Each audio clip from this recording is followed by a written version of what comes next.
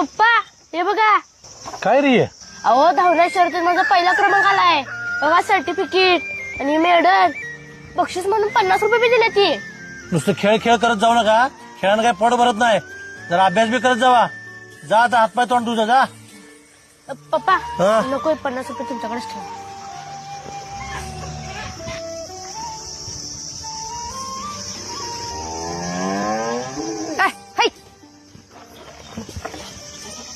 हो असं का त्या नोटाकडे बघत बसलाय टक लावून. अगं हिजा आपला पहिला आलाय त्या धावण्या शर्यतीत आणि त्याला ही बक्षीस मिळाले. अगं बाई आता ही नोट मी मायापाशी जपून ठेवणार आहे. चांगलं झालं बघा. आणि गोडा धोडाचं काहीतरी कर.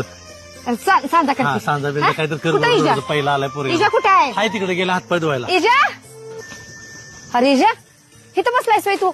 अरे सगळीकडे शोधायला लागले मी.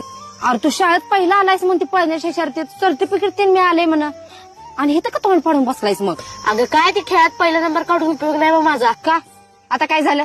अगं ते मेडल आणि सर्टिफिकेट सगळ्यात पहिला पप्पाशी दाखवायला गेलो. काय म्हणा अभ्यास कर जा. जरा बी कौतुक नाही त्याशनी माझं.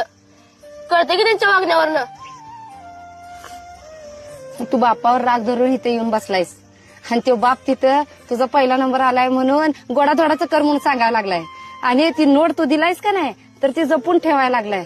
अरे बापाचा आतडा असंच असते. त्याला दिखावा करायला आवडत नसते आणि तो कधीच गोड बोलत नसतोय. उद्या जेव्हा तू मोठा होशील का नाही तेव्हा तुला कळल.